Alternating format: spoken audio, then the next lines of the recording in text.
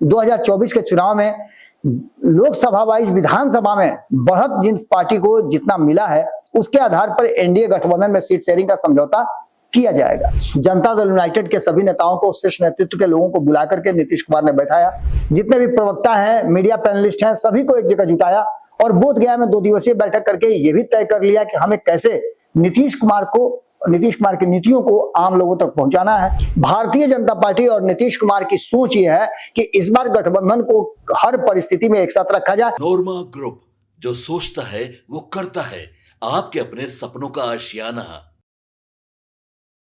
नमस्कार, एक बार फिर से आपके सामने हाजिर हैं और भीतर की बात लेकर के हाजिर हैं। कल आपने एक नारा सुना होगा, हालांकि हम चर्चा उस पर नहीं करेंगे, लेकिन उस नारे का महत्व इसलिए बढ़ जाता है कि कल ही जब कल्याण बिघा में नारा गूंजा कि बिहार का नेता कैसा हो, निशांत कुमार जैसा हो, तो निश्चित रूप से सम्राट चौधरी, तेजस्वी यादव और बाकी के जितने भी लोग हैं उस लाइन में खड़े हैं कि नीतीश के बाद उनका नंबर होगा, जिसमें बहुत सारी लंबी लाइन है। उन सभी लोगों को बड़ा तकलीफ हुई होगी, लेकिन उससे भी बड़ी बात बिहार की राजनीति में, खास करके अगर एनडीए गठबंधन की बात करें तो उसमें देखने को मिल रही है। हालांकि आंकड़ों के हिसाब से अगर देखा जाए तो हम आपको लगातार बता रहे हैं कि एनडीए का ग्राफ हाई बताया जा रहा है, लेकिन सरकार किसकी बनेगी इसको लेकर के अभी भी संशय की स्थिति बनी हुई है। कई ऐसे फैक्टर हैं जिनको लेकर के हम लगातार आपको अलग अलग बाइफर्केट करके बता रहे हैं।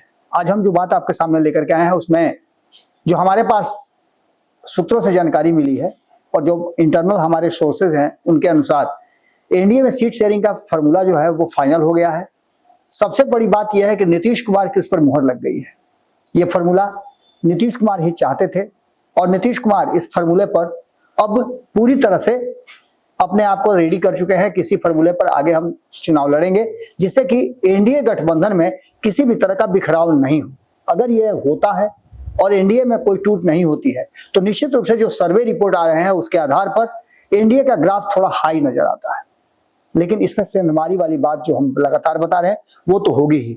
उसे कितना बचा पाते हैं नीतीश कुमार, चिराग पासवान, जीतन राम मांझी, उपेंद्र कुशवाहा, ये देखने वाली बात होगी, क्योंकि भारतीय जनता पार्टी का हिंदुत्व वाला वोट जो है वो बहुत दूर तक बिखरता हुआ दिखाई नहीं दे रहा है।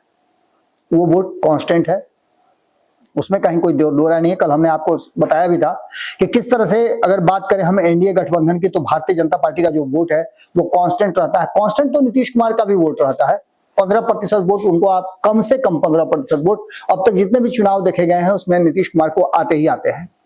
तो एक ये भी फैक्टर है, लेकिन नीतीश कुमार के वोट बैंक में सेंधमारी होगी, इस बात को भी ध्यान में रखा जाता है। और ये भी कारण है कि इस बार जो सीट शेयरिंग के समझौते पर अंतिम मुहर लगी है, जिसकी अब घोषणा नहीं हुई है, किसी भी वक्त हो सकती है। प्रधानमंत्री नरेंद्र मोदी आने वाले हैं, उनके आगमन के बाद कहा यह जा रहा है कि सारी प्रक्रिया पूरी कर ली गई है, सिर्फ घोषणा भर बाकी है। प्रधानमंत्री नरेंद्र मोदी आएंगे, नीतीश कुमार से मुलाकात होगी और इस फॉर्मूले पर उनकी गुफ्तगू होगी और उसके बाद से इसको सार्वजनिक कर दिया जाएगा। यानी भारतीय जनता पार्टी पूरी तरह से अब एनडीए गठबंधन को एकजुट रखने का जो कवायद कर रही थी उसमें सफल रही है। नीतीश कुमार इसके बावजूद बार बार जो उनको बूस्टर डोज मिल रहा है चिराग पासवान की तरफ से, उपेंद्र कुशवाहा उनको बोल रहे हैं कि अरे मुख्यमंत्री तो वही रहेंगे। इसके अलावा भारतीय जनता पार्टी के भी कई लोग ये बात कह रहे हैं। इसमें निशांत वाला फैक्टर एक बहुत मजबूती के साथ तेजी से आगे बढ़ रहा है। कल के नारे के बाद से बहुत सारी बातें समझ में आ गई। अब हमने जो फॉर्मूला देखा उस फॉर्मूले का कहीं ना कहीं प्रभाव जो है वो 2015 और 2020 के सीट शेयरिंग फॉर्मूले से मिलता जुलता है। कुछ हद तक 2024 भी इसको प्रभावित करता है, जिसकी चर्चा हम आपको पहले ही कर चुके हैं कि जिस आधार पे 2024 के चुनाव में लोकसभा वाइज विधानसभा में बढ़त जिन पार्टी को जितना मिला है उसके आधार पर एनडीए गठबंधन में सीट शेयरिंग का समझौता किया जाएगा। इसको लेकर के फॉर्मूला सेट हो गया है और फॉर्मूले पर मुहर भी लग गई है। बारी बारी से आपने देखा होगा कि एक एक करके पहले जनता दल यूनाइटेड के सभी नेताओं को, शीर्ष नेतृत्व के लोगों को बुला करके नीतीश कुमार ने बैठाया। सीट शेयरिंग के समझौते के बाद जब आंकड़े उनके हाथ में थे तो उन्होंने स्पष्ट तरीके से बताया कि इस बार हमें सबसे बड़ी पार्टी बनकर के उभरना है। यहां तक बात आपको अंदाजा लगी गई होगी। इसके बाद तुरंत उन्होंने अपने सोशल मीडिया के साथ साथ जितने भी प्रवक्ता हैं, मीडिया पैनलिस्ट हैं, सभी को एक जगह जुटाया और बोध गया में 2 दिवसीय बैठक करके ये भी तय कर लिया कि हमें कैसे नीतीश कुमार की नीतियों को आम लोगों तक पहुंचाना है, उसके लिए सोशल माध्यम का प्रयोग कैसे करना है। इस पर भी मंथन हुआ। हालांकि इस दिशा में सबसे तेज भारतीय जनता पार्टी का चैनल है, उसके बाद धीरे धीरे करके बाकी के लोग आते हैं। नीतीश कुमार सोशल मीडिया में थोड़ा कम ध्यान देते थे, लेकिन अब हो सकता है कि कई बार उनको पिछड़ना पड़ा है और उनकी बातों को सही ढंग से सही जगह पर नहीं रखा गया हो, ये उनके समझ में आ गई हो बात, तो इसको लेकर के वो अपनी तैयारी शुरू कर चुके हैं।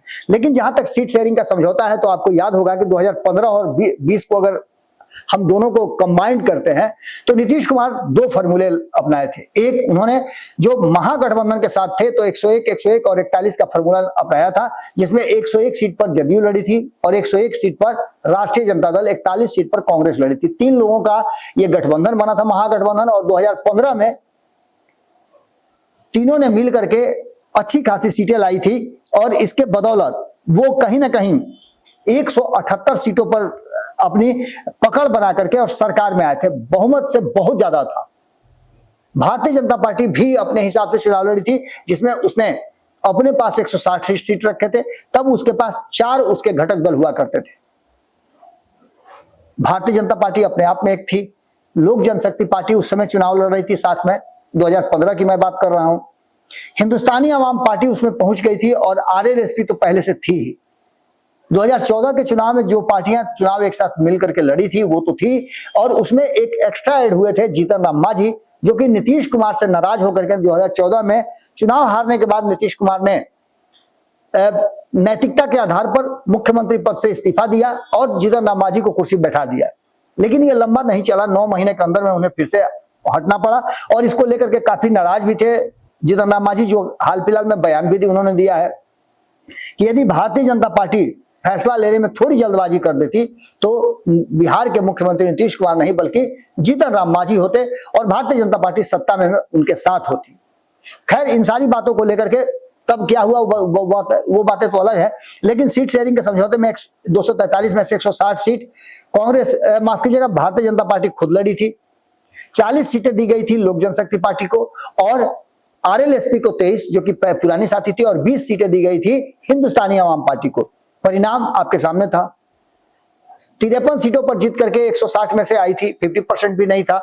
भारतीय जनता पार्टी सरकार बनाने का दावा उसका था, कई एंगल पे वो बहुत आगे निकल चुकी थी, जिसमें आपको पता होगा कि 2014 में किस तरह का प्रदर्शन किया गया था। नरेंद्र मोदी का सबसे बड़ा चेहरा था, 1 साल के लगभग उनका कार्यकाल भी था। लेकिन इन सब के बावजूद जो स्थिति उत्पन्न हुई, उस स्थिति में साफ साफ नजर आया कि कहीं ना कहीं भारतीय जनता पार्टी को उनके सहयोगियों का सपोर्ट नहीं मिला। लोक जनशक्ति पार्टी 40 में से मात्र 2 सीट जीत करके आई, 23 में से 2 ही सीट जीत करके आई आरएलएसपी उपेंद्र कुशवाहा की पार्टी, और हिंदुस्तानी आवाम पार्टी जीतन राम मांझी की पार्टी 1 सीट जीत करके आई। और यही वो कारण था जिसमें सरकार नहीं बन पाई। अब इस फॉर्मूले के बाद हम दूसरे फॉर्मूले की चर्चा करते हैं और वो है 2020 का फॉर्मूला। नीतीश कुमार ने सीधा सपाट फैसला कर लिया। आपको याद होगा 122 और 121 का फॉर्मूला तय हुआ था। ये तब तय हुआ था जब वीआईपी यानी मुकेश सहनी महागठबंधन से एनडीए की तरफ स्विच नहीं किए थे। और इसके बाद जो सीट शेयरिंग का फॉर्मूला तय हुआ, उसमें गठबंधन के भीतर गठबंधन हुए।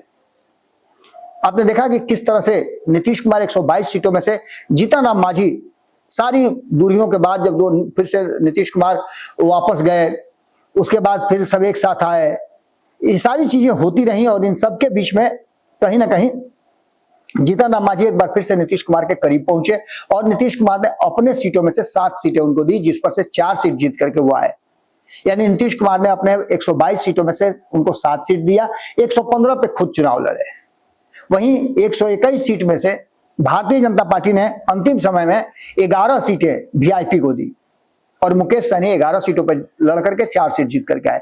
बाकी के दलों की जो स्थिति थी भारतीय जनता पार्टी और जदयू की, तो भारतीय जनता पार्टी ने तो अपने 110 सीटों में से बेहतर प्रदर्शन करते हुए नंबर 2 की पार्टी बनकर के उभरी और 74 सीटें जीत करके आई। लेकिन नीतीश कुमार की स्थिति बहुत ही बुरी थी और वो मात्र 43 पर आकर के टिक गए। पिछला रिकॉर्ड जो 2015 का था वो भी दोहरा नहीं पाए, 71 सीटों वाला। लगभग 60%, 40% सीटें वो हार चुके थे। खैर, इन सारी बातों के साथ साथ जो सीट शेयरिंग का समझौता हुआ था, उस समझौते को मद्देनजर रखते हुए तब और अब की परिस्थितियां कुछ अलग थी। 2015 में मात्र 3 दल थे जिसके साथ नीतीश कुमार चुनाव लड़ रहे थे। 2020 में 4 दल थे जब नीतीश कुमार चुनाव लड़ रहे थे, और 2025 में 5 दल हैं जब नीतीश कुमार को चुनाव लड़ना है। ऐसी स्थिति में तब उपेंद्र कुशवाहा और चिराग पासवान, ये दो जो हैं वो गठबंधन से बाहर थे, इस बार दोनों गठबंधन में शामिल हैं। वीआईपी उनसे अलग हो चुकी है, उनके जगह पर अब ये 5 लोगों का गठबंधन है, और इन 5 लोगों के गठबंधन में जो सीट शेयरिंग का समझौता है, जिस पर पेच फंसा हुआ था कि नीतीश कुमार इस बार भी चाहते थे कि वो 122 और 121 का फॉर्मूला तय करें। इससे भारतीय जनता पार्टी को परेशानी हो रही थी, और एक बार फिर वो स्थिति उत्पन्न हो रही थी जो नीतीश कुमार टॉलरेट नहीं कर सकते थे। ये वो स्थिति थी जो 2020 में पैदा हुई थी, और नीतीश कुमार भारतीय जनता पार्टी दोनों में सामंजस्य नहीं बैठा। चिराग पासवान को लेकर के कोई भी अपनी सीट से घटने के लिए तैयार नहीं था। तो ऐसी स्थिति में आप समझ सकते हैं कि इस बार नीतीश कुमार ये नहीं चाहते हैं कि चिराग पासवान उनसे अलग होकर के उनके लिए मुश्किलें पैदा करे। वो ये भी नहीं चाहते हैं कि उपेंद्र कुशवाहा उनसे अलग हो, इसलिए उपेंद्र कुशवाहा को भी मना करके कम हो या ज्यादा हो, जितनी भी सीटें हो, दे करके समझाने और समझौता करने की बात कही जा रही है। पहले ये कहा जा रहा था कि 4-5 सीटें उपेंद्र कुशवाहा को दी जाएगी, 6-7 सीटें जो मिली थी पिछली बार वही सीटें जीतन राम मांझी को दे दी जाएगी। लेकिन अब ये दोनों भी मुखर हो गए हैं और अपनी आवाज बुलंद करने लगे हैं।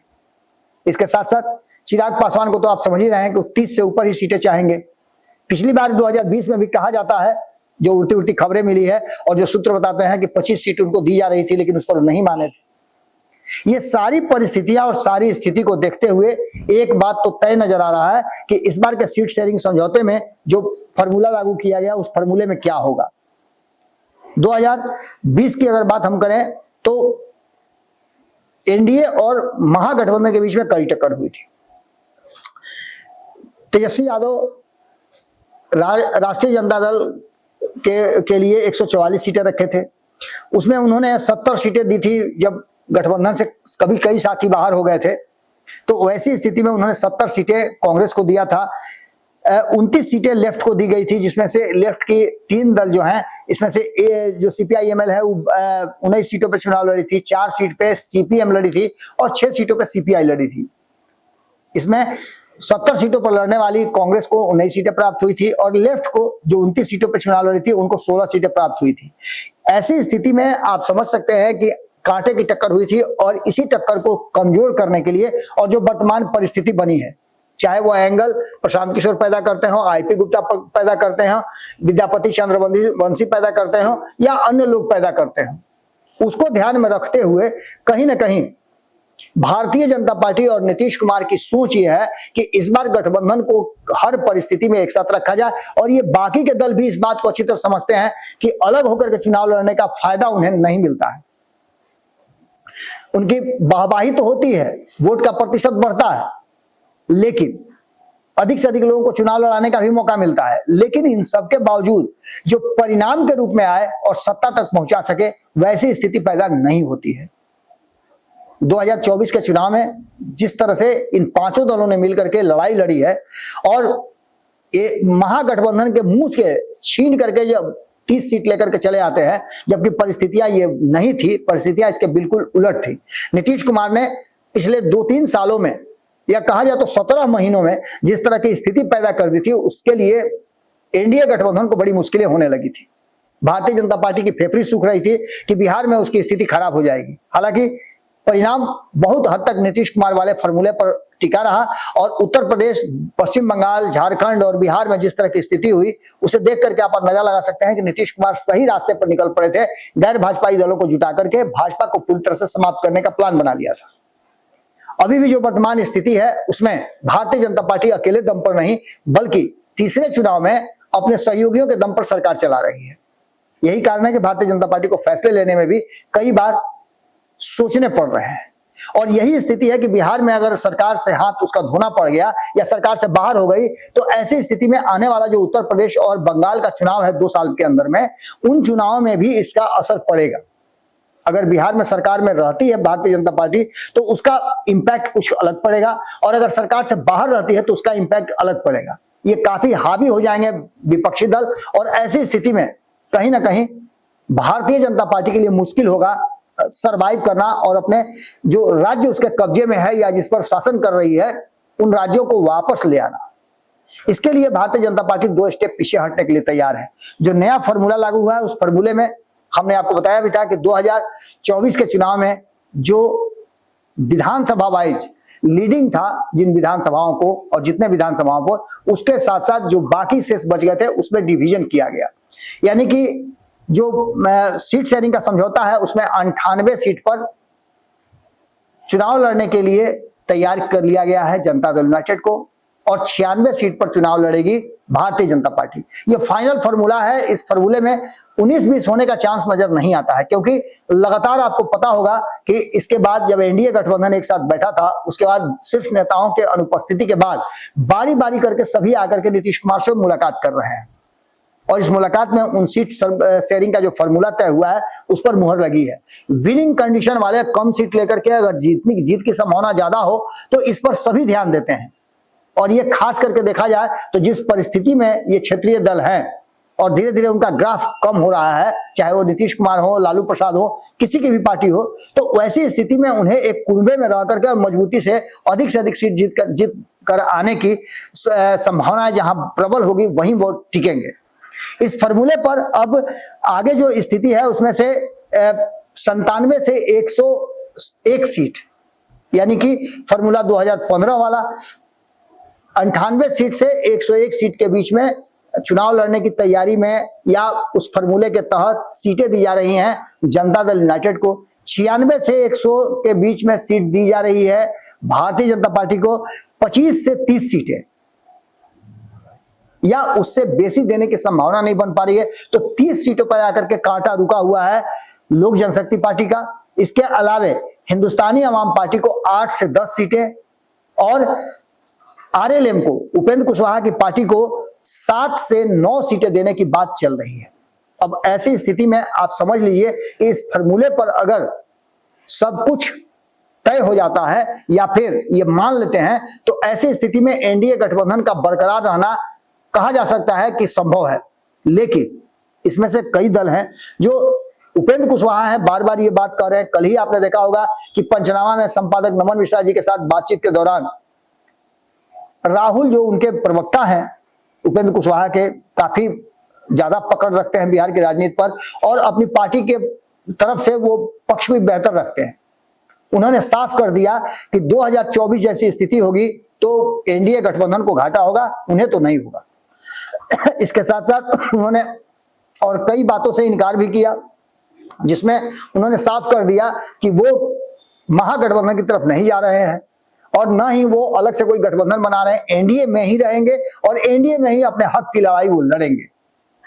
सब कुछ तय है, सब कुछ फिक्स है, कहीं कोई दिक्कत नहीं है और एनडीए गठबंधन के तहत लड़ने का ही वो उन्होंने प्लान बनाया है। अब तक की जो स्थिति है वो वही है। 24 घंटे के अंदर में जो हमने ये फार्मूला लेकर के आए हैं और जिस फार्मूले पर अंतिम मुहर लगी है वो फार्मूला यही है। अब इस फार्मूले पर मंथन की गुंजाइश बचती है। इसमें से कुछ सीटों का ऊपर नीचे हो सकता है, जिसको लेकर के प्रधानमंत्री नरेंद्र मोदी और नीतीश कुमार के साथ बैठने की बात की जा रही है। अब देखना यह होगा कि प्रधानमंत्री नरेंद्र मोदी जब आते हैं बिहार, खास करके कई मुद्दों के बाद, कई ऐसी घटनाओं के बाद वो बिहार आएंगे और उसके बाद नीतीश कुमार और प्रधानमंत्री नरेंद्र मोदी के बीच जब ये बातचीत होगी, जहां जीतन राम मांझी भी होंगे, इसके अलावे उपेंद्र कुशवाहा होंगे, चिराग पासवान भी वहां मौजूद होंगे और उनके बीच में जब बैठ करके ये बात होगी, सभी अपने अपने दल के शीर्ष नेतृत्व के लोग जब बैठेंगे एक साथ, तो ये फार्मूला फाइनल हस्ताक्षर के लिए रेडी है।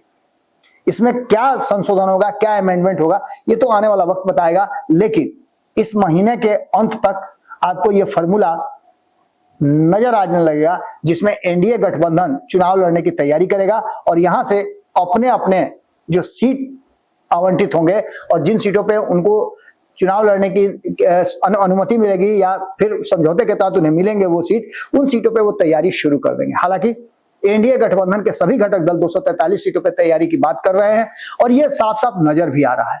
अब देखना दिलचस्प ये होगा कि इस सीट शेयरिंग के समझौते के बाद क्या कुछ निकल के सामने आता है। भीतर की बात में हम आपसे यही विदा लेते हैं। इसके बाद कई संभावनाएं और प्रबल होती हैं। यह भी होता है कि अगर इस सीट शेयरिंग के समझौते पर अभी तक चिराग पासवान ने अपना मुंह नहीं खोला है। जीतन राम मांझी बार बार ये बात कह रहे हैं कि उन्हें तो 20 से कम नहीं चाहिए उपेंद्र कुशवाहा ने इशारा कर दिया है कि 2015 वाली स्थिति में वो चुनाव लड़ना चाहते हैं, यानी 2015 में उन्हें 23 सीटें मिली थी, वो उसी पर टिके हुए हैं। देखना ये होगा कि आखिरकार ये समझौता होता कैसे है। इसमें सबसे बड़ी जो कुर्बानी देनी पड़ेगी वो नीतीश कुमार और भारतीय जनता पार्टी को देना होगा, अगर दोनों एनडीए गठबंधन को वर्तमान स्वरूप में रखना चाहते हैं तो।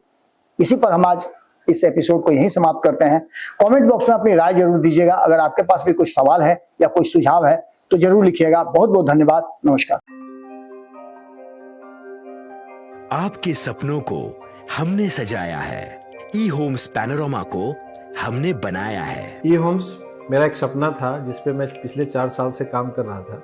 हमने जो बनाया है वो सबने है माना।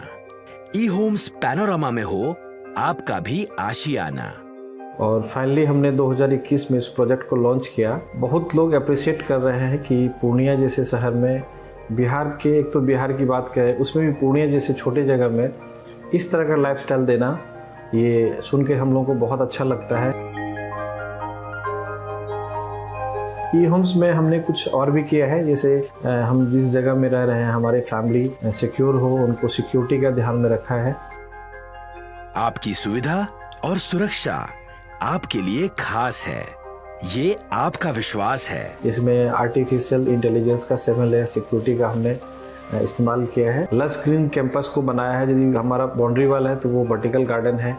ये जितनी भी फैसिलिटी होता है एक इंटरनेशनल टाउनशिप में ई होम्स है, ये हम लोग विश्वास नहीं कर पा रहे हैं। जो भी हमारे मित्र दोस्त या जो भी हमारे बाहर के बाहर आते हैं तो हम लोगों को बहुत अच्छा सुनने को मिलता है और बहुत अच्छा क्रेडिट मिल रहा है। वो सारा हमने सिर्फ एक बिल्डिंग नहीं बनाया, हमने एक बहुत अच्छा लाइफस्टाइल दिया ई होम्स में, और मेरा एक सपना था जिसको मैं आज फुलफिल होते हुए देख पा रहा हूँ। ये आपका आवास है। ई होम्स पैनोरामा में अब आपका निवास है। E Homes Panorama, luxurious lifestyle redefined. Panorama group, जो सोचता है वो करता है।